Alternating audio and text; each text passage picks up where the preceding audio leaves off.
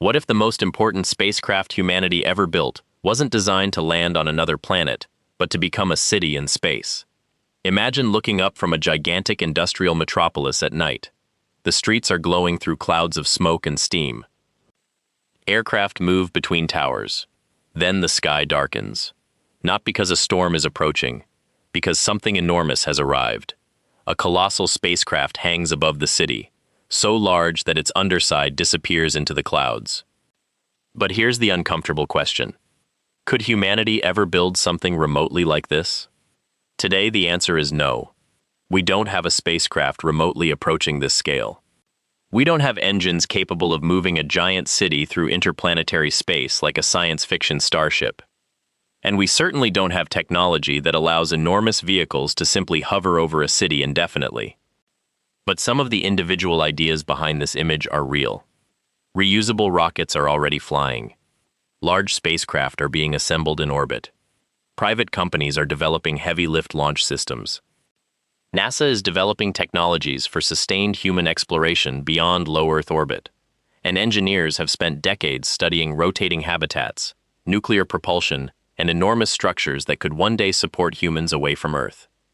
So the real question isn't whether this exact mothership exists. It doesn't. The question is whether pieces of this impossible-looking future could eventually become reality. And if they do, what would happen to the cities beneath them? For most of human history, space wasn't a destination. It was simply the darkness above us. That changed dramatically in 1957, when the Soviet Union launched Sputnik 1, the first artificial satellite. Just 12 years later, humans walked on the moon. And since then, our relationship with space has changed again. We now have permanent human activity in low Earth orbit. The International Space Station has been continuously inhabited since November 2000. It has demonstrated that people can live and work in space for long periods while dealing with radiation, microgravity, isolation, and limited resources. But the station is tiny compared with the city-sized spacecraft imagined in science fiction. The ISS has a mass of roughly 420 tons and spans about the length of a football field. A true flying city would be vastly larger. And size creates a brutal engineering problem. The larger a spacecraft becomes, the more material you need. More material means more mass. More mass means more energy is required to accelerate it. And launching everything from Earth would become enormously expensive.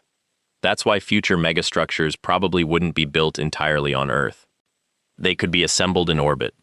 Materials might eventually come from the moon or asteroids. Robots could perform much of the dangerous construction. Humans could then move into habitats designed specifically for long-term life. This isn't a prediction that asteroid mining is about to build cities. It's a possible long-term engineering pathway.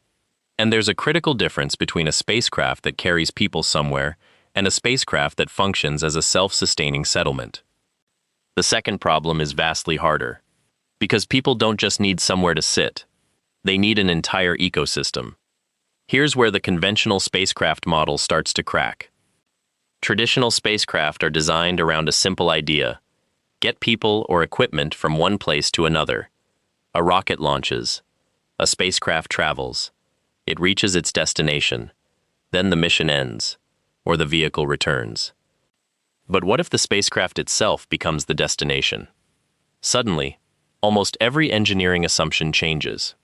Instead of carrying supplies for a short mission, the vehicle would need systems capable of operating for years or decades. Instead of a small crew compartment, you'd need living quarters, agriculture, water recycling, manufacturing, power generation, and enormous amounts of radiation shielding. And then there's gravity. Human bodies evolved under Earth's gravity. Long exposure to microgravity can cause bone loss, muscle loss, and other physiological changes. Astronauts exercise extensively on the ISS to reduce some of these effects, but a spacecraft intended to house thousands of people for generations would need a different solution. One possibility is artificial gravity created through rotation. Imagine a gigantic ring spinning slowly in space. As the habitat rotates, the occupants experience an apparent outward acceleration that can provide a gravity-like environment. This idea has been studied for decades. It doesn't violate physics. But building a structure large enough to make rotation comfortable creates another engineering challenge: structural stress. Balance, docking, maintenance, and the question of how to build something enormous without Earth's gravity pulling it apart during construction. So the science doesn't say impossible. It says something more interesting: possible in principle, extremely difficult in practice. Would you live inside a rotating city thousands of kilometers from Earth if it offered Earth-like gravity? Or would you rather stay on the planet? Now imagine scientists and engineers staring at a digital model of this enormous spacecraft. The first reaction wouldn't be excitement. It would probably be a list of problems. How much would it weigh? How would it generate power? How would it reject waste heat? How would it protect people from radiation? How would it maneuver? And perhaps the hardest question: what happens when something breaks? On Earth, a broken machine can sometimes be repaired within hours. A spacecraft millions of kilometers away can't call a local technician. A truly enormous spacecraft would therefore need extraordinary redundancy: multiple power systems, multiple life support systems, robotic maintenance, spare components, sensors monitoring structural stress, automated systems capable of detecting failures before they become catastrophic. And perhaps most importantly, it would need people capable of manufacturing replacements. That's the point where the concept stops looking like a giant spacecraft. It starts looking like a miniature civilization. Think about what that means. A civilization doesn't simply consume resources. It has to transform resources into new resources. It needs energy, food, water, tools, materials, knowledge, education, medicine, waste management, and eventually, industry. So perhaps the biggest technological breakthrough wouldn't be a gigantic engine. It would be the ability to create a closed-loop industrial ecosystem in space. If humanity can achieve that, the size of our settlements could eventually become limited less by the surface area of Earth and more by our ability to build and maintain habitats. If this possibility fascinates you, hit like and stay with this story, because the biggest problem is still waiting above us: the engine. A spacecraft the size of a city can't use propulsion like an aircraft. Aircraft work because they push against the atmosphere. Rockets don't. A rocket carries its own propellant and accelerates by expelling mass in the opposite direction. That's why rockets can work in the vacuum of space. Chemical rockets are extraordinarily powerful, but they're also limited by the energy stored in chemical bonds. For launching from Earth, that's extremely useful. But for pushing a massive spacecraft across the solar system, chemical propulsion becomes much less attractive. That's where advanced propulsion concepts enter the picture. Electric propulsion systems, such as ion and Hall-effect thrusters, can achieve extremely high exhaust velocities. They provide very low thrust compared with chemical rockets, but they can operate for long periods.